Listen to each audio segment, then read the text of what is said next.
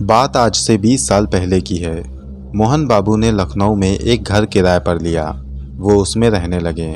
मोहन बाबू अकेले ही रहते थे। उन्हें ये घर काफ़ी कम दामों में किराए पर मिल गया था। वो बड़ी आराम से उस घर में रिहाइश कर रहे थे। उन्हें यहाँ रहते हुए 1 सप्ताह से भी ऊपर का समय बीत चुका था। उन्हें यहाँ पर कोई दिक्कत नहीं हुई। मगर कुछ दिनों के बाद उनके साथ अजीब अजीब वाक़ये पेश आने लगे। एक दिन वो सुबह ऑफिस जाने को तैयार हो रहे थे। उन्हें महसूस हुआ कि उनके घर में कोई दूसरा शख्स सांस ले रहा है। उन्हें सांस लेने की आवाज़ साफ सुनाई पड़ी। वो दबे पांव अपने दूसरे कमरे की ओर जाने लगे। उन्होंने देखा कि सांस लेने की आवाज़ किचन से आ रही है। वो किचन की ओर गए मगर वहाँ पर उन्हें कोई दिखाई न दिया।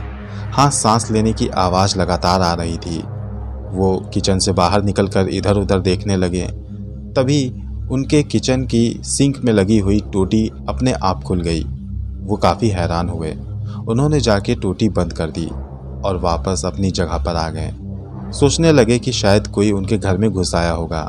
एक बार घर को अच्छे से चेक करके उन्होंने घर में ताला लगाया और ऑफिस चले गए। लौटकर जब वो रात में आए तब उन्होंने अपने घर का पंखा ऑन किया और सोफे पर बैठकर आराम करने लगे। कुछ देर आराम करने के बाद वो नहाने के लिए उठे और पंखे का स्विच ऑफ कर दिया। हैरत की बात थी कि कुछ कदम चलने के बाद ही स्विच अपने आप ऑन हो गया। वो थोड़ा सा चौंक गए। दिल में थोड़ी सी घबराहट भी हुई, मगर फिर जाकर उन्होंने स्विच को ऑफ कर दिया। थोड़ी देर खड़े रहे और उसके बाद जाकर वो नहा लिए। नहाने के बाद उन्होंने खाना बनाया और खाना खाकर थोड़ी चहलकदमी करने के बाद वो जाकर अपने सोफे पर लेट गए। उनकी आदत थी कि लेटने से पहले वो कुछ किताबें पढ़ा करते थे, इसलिए वो एक किताब को उठाकर पढ़ने लगे कि तभी उनके घर का दूसरा स्विच ऑन हुआ, जिससे कूलर चलता था। कूलर खुद ब खुद चलने लगा। ये देखकर वो थोड़ा हैरान हुए और उन्हें थोड़ा सा खौफ भी हुआ।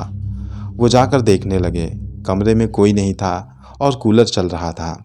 उन्होंने कूलर का स्विच ऑफ किया और थोड़ी देर सोच में डूब गए। तभी उन्हें ये महसूस हुआ कि कहीं से पानी गिर रहा है। दौड़कर वो बाथरूम की ओर गए। देखा तो वहाँ पे दोनों टोटियाँ खुली हुई थीं। पानी तेज धार के साथ बह रहा था। वहाँ कौन आ सकता था, क्योंकि वहाँ पर चारों ओर से खिड़की और दरवाजे बंद थे। यही सब मोहन बाबू बड़ी देर तक सोचते रहे। उनके दिमाग में आया, कहीं ये घर आसेबज़दा तो नहीं। वो ये सब सोचकर दिल ही दिल में घबराने लगे। अब ये वाक़ये उनके साथ रोज़ पेश आने लगे। कभी टोटी खुलती, कभी किसी के सांस लेने की आवाज़ आती। जब बार बार इस तरह से घटनाएं घटने लगीं तो मोहन बाबू ने उस घर को छोड़ दिया और उनके घर छोड़ने के बाद वो घर काफ़ी दिनों तक वीरान पड़ा रहा। कुछ दिन के बाद दूसरा किराएदार आया। वो भी उसमें रहने लगा और उसके साथ भी ऐसे वाक़ये पेश आने लगे। कुछ दिन के बाद वो भी भाग गया और कुछ दिन के बाद तीसरा भी किराएदार आया। वो भी भाग गया। लोग हैरान हुए कि कोई भी यहाँ पर टिकता क्यों नहीं। एक बार चौथा किराएदार आया। जब वो भी वहाँ से भागने लगा तो लोगों ने जाने का कारण पूछा। उसने बताया कि वहाँ पर भूत प्रेत का साया है। वहाँ पर कभी स्विच अपने आप ऑन हो जाते हैं, कभी किसी के सांस लेने की आवाज़ें आती हैं, कभी पानी की टोटियाँ अपने आप खुल जाती हैं। ये सब बातें जैसे ही बाहर वालों को पता चली, उन लोगों ने ये बातें मशहूर कर दी। पूरे इलाके में उस घर के बारे में ऐसी बातें फैल गई कि उसमें भूत प्रेत या जिन का साया है। अब उस घर के करीब कोई नहीं जाता था। काफ़ी दिनों तक उसमें कोई किराएदार भी नहीं आया। ज़्यादा दिनों तक खाली रहने के कारण वो घर धूल से ढक गया। झाड़ियाँ उग गईं और वो सच में एक आसेबज़दा घर लगने लगा। कुछ दिनों के बाद एक और आदमी वहाँ पर किराए पर रहने आया। वो थोड़ा सा पढ़ा लिखा था। जब वो वहाँ रहने आया तो लोगों ने उसको बताया कि उस घर में भूत प्रेत का साया है, मगर उसने इन सब बातों पर यकीन नहीं किया। वो उसमें रहने लगा और उसके रहते ही उसके साथ भी ऐसे ही वाक़ये पेश आने लगे। वहाँ पर उसे कभी किसी के सांस लेने की आवाज़ आती तो कभी वो देखता कि टोटी अपने आप खुल गई, पानी खुद ब खुद गिरने लगा। कभी इलेक्ट्रॉनिक स्विच खुद ब खुद ऑन हो जाते, खुद ब खुद पंखा चलने लगता या रॉड जलने लगता। एक रात को उसने अपने बाथरूम में टोटी खुलने और पानी गिरने की आवाज़ सुनी। वो झट से उठकर बैठ गया और तुरंत बाथरूम में गया। उसने देखा कि बाथरूम की टोटियां खुली पड़ी थीं।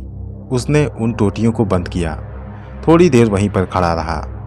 फिर उसे सांस लेने जैसी आवाज़ महसूस हुई और खुद ब खुद टोटियां खुल गईं। वो समझ गया कि आखिर माजरा क्या है। फिर वो आकर सहन में चुपचाप बैठ गया। फिर वहाँ से उठकर वो कमरे में गया और कमरे में जाकर उसने स्विच ऑन किया। स्विच ऑन करते ही पंखा चलने लगा। थोड़ी देर वो वहीं पर बैठा रहा और फिर पंखे को बंद कर दिया और स्विच बंद करके वो वहीं पर खड़ा रहा। थोड़ी देर के बाद उसने देखा स्विच खुद ब खुद खुल गया। उसने पूरे घर में ऐसे ही मामलों को चेक किया और वो समझ गया कि आखिर माजरा क्या है।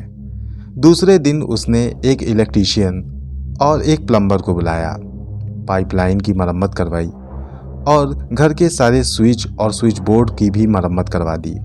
उसके बाद से ना कभी स्विच अपने आप ऑन हुआ और ना ही कभी टूटियां अपने आप खुली।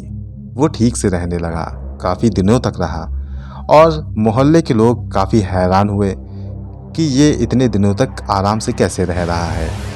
जब एक बार मोहल्ले वालों ने उससे पूछा कि वो वहाँ पर इतने आराम और सुकून के साथ कैसे रह रहा है, तब उसने मोहल्ले वालों को सारी बातें बताई।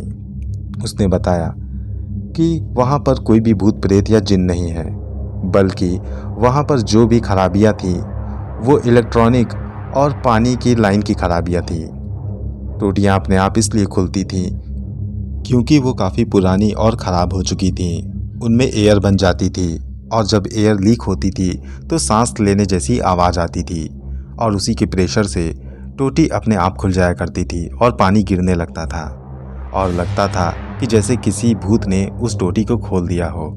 रही बात स्विच के अपने आप ऑन हो जाने की, तो ऐसा इसलिए होता था क्योंकि स्विच भी बहुत दिनों से ख़राब थे और इसलिए जब उन्हें बंद किया जाता था तो वो खुद ब खुद खुल जाया करते थे।